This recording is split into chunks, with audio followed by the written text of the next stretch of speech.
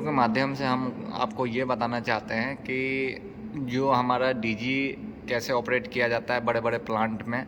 हाँ, जैसे कि डीजी का और ट्रांसफार्मर का सप्लाई में जो अपर में मिस स्टैंडिंग जो होता है सर, वो चीज़ हम इस वीडियो के माध्यम से बताना आपको चाह रहे हैं कि अगर ये चीज़ आपके साथ में प्रॉब्लम आए तो आप इस तरीके से काम कर सकते हैं। इसमें घबराने वाली कोई बात नहीं है, बहुत बड़ी प्रॉब्लम नहीं है, बट लेकिन जो चीज़ का प्रॉब्लम है उसको सॉल्व करना ही पड़ेगा। रूम का ये डीजी और ट्रांसफार्मर का हम एक प्रॉब्लम आपको समझाना चाहते हैं।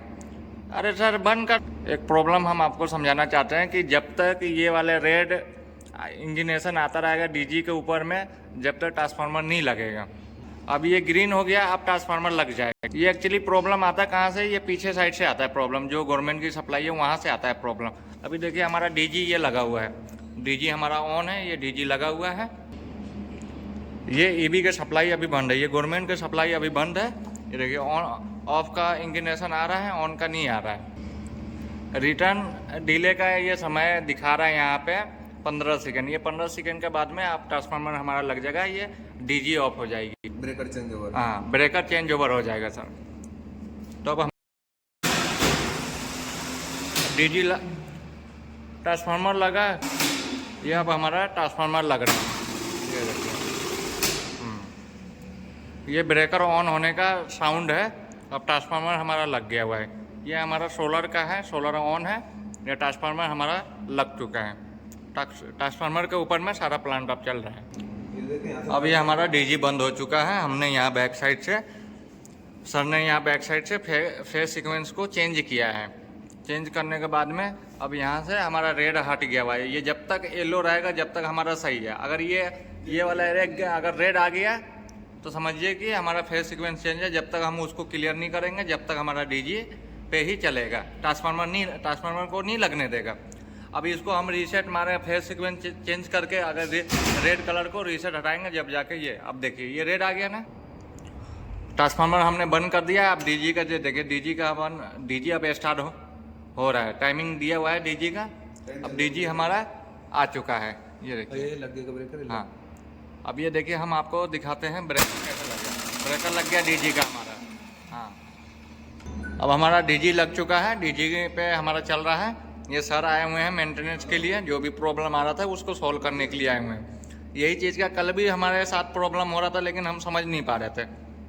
ये हमारा एटीएस पैनल है, यहाँ से हमारा ट्रांसफार्मर को टैपिंग चेंज करता है। जैसे अभी टैपिंग 10 पे है, अब हमारा सारा डीजी पे चल रहा है। ये डीजी पे हमारा, हाँ डीजी पे चल रहा है। ये घबराने की इसमें कोई ज़रूरत नहीं होता है, बट क्या होता है कि हाँ ये प्लांट का ओवरलोड होता है तो इसमें प्रॉब्लम आ जाता है कि हाँ जल्दी सप्लाई ऑन करो, क्यों ऑफ हो गया हुआ है। इस तरीके का बहुत सारी मैटर पड़ता है, लेकिन उससे आपको घबराना नहीं है। सारी चीज़ें वेरीफाई करनी है, उसके बाद है तीनों एमसीबी। हाँ, ये तीनों एमसीबी उठा दिए। अब क्या होगा कि अब अपना ट्रांसफार्मर लगेगी नहीं सर।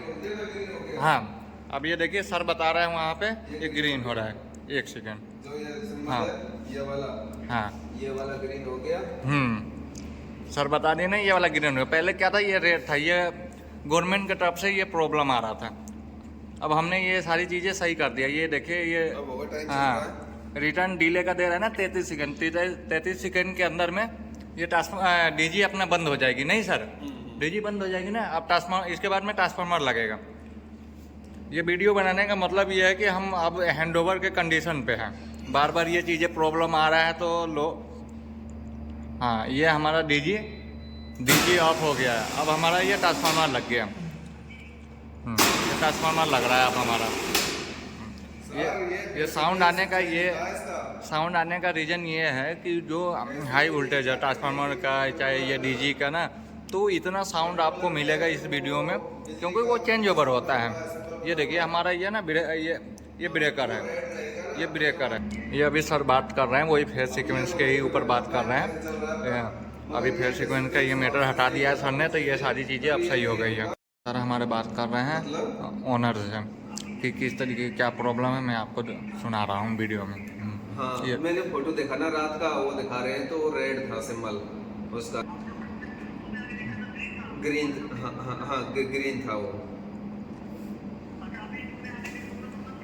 न मैंने कुछ नहीं किया, मैंने इनको दिखाया वायर चेंज करके, इनकी ऐसे हो ऐसा आ रहा है, कहाँ ऐसे ही आ रहा है, तो इनकी ऐसे ऐसे होगा, देख फेस सीक्वेंस चेंज करके दिखाया मैंने, तो रेड हो गया। ऐसे भी कर सकते हो आप, अगर प्लांट में कोई 3 फेस मोटर है आपके सर, तो गड़बड़ नहीं होती उनमें, होनी चाहिए फेस सीक्वेंस चेंज। हाँ सर हमारे बात कर रहे हैं, ये हम वीडियो के माध्यम से बताना चाह रहे हैं आपको कि प्रॉब्लम क्या आ रही थी 2-3 दिन से।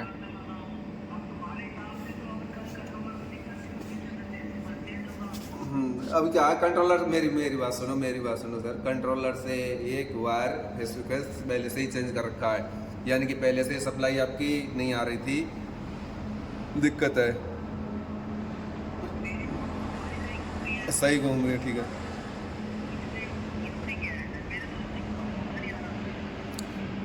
इसमें फिर तो फेस सीक्वेंस का ही है इसमें प्रॉब्लम, जब ही सेंस करती है।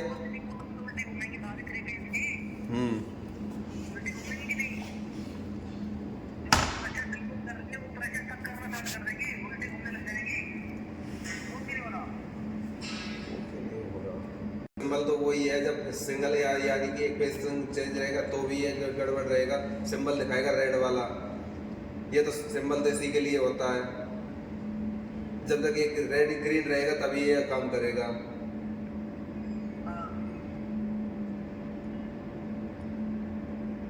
उसको भेज ही दो ना इधर, मैं समझा देता हूँ एक बार। नहीं कल बोला तो था, मैं निकल आ रहा हूँ मैं। अच्छा कश्मीर सर से बात हुई थी उनकी, मैं कल जाऊंगा, कल 100% पहुंच जाऊंगा। अच्छा ये सर बहुत बढ़िया तरीके से समझाए हुए हैं। अब उस तरीके से हम लोग आगे कभी भी हमें प्रॉब्लम इस तरीके का है तो हम आगे से इस तरीके से कर सकते हैं।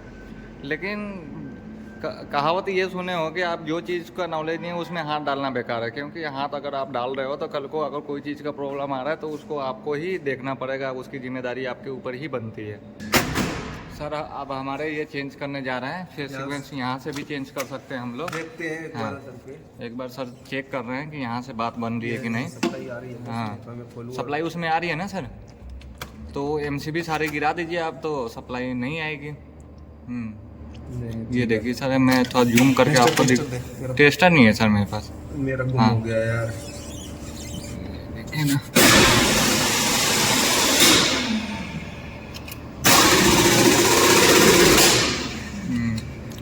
ये हमारा ट्रांसफार्मर लग रहा है अब। मैंने जब यहाँ से चेंज किया ना तो जो ये रिले है ना सर, रिले के ऊपर जो रेड कलर की बत्ती अपनी जलती है वो जलना बंद हो गया। और जब वो जलना बंद हो जा रहा है ना सर, तो ये काम भी नहीं कर रहा है, आपका काम भी नहीं कर रहा है। हाँ नहीं, डीजी नहीं काम करता है सर, डीजी नहीं काम नहीं करता है। अगर डीजी काम करे तो ट्रांसफार्मर नहीं काम करेगा, ये भी प्रॉब्लम आ रहा है सर। इसको यहाँ से फेस सीक्वेंस चेंज करने के बाद एक बार सर आप नहीं है तो आप ट्राई कीजिए, देखिए इसका ना अब रेड बिलिंग का ख़त्म हो जाएगी। हाँ अब ऑन कीजिए आप MCB, उसमें कुछ आएगी ही नहीं। और जब तक इसमें सर कुछ आएगी नहीं ना, जब तक वो कोई काम नहीं करेगा, सिस्टम ही नहीं काम करेगा इसका। ये देख रहे हैं ना सर, ये जो अपना फेस सीक्वेंस का जो रील है ना, इसमें रेड कलर का बिलिंग आता है। अब ये आपने चेंज कर दिया यहाँ से, तो चेंज कर दिया तो ये बिलिंग खत्म हो गई। अब जब तक ये खत्म रहेगा जब तक ये काम ही नहीं करेगा।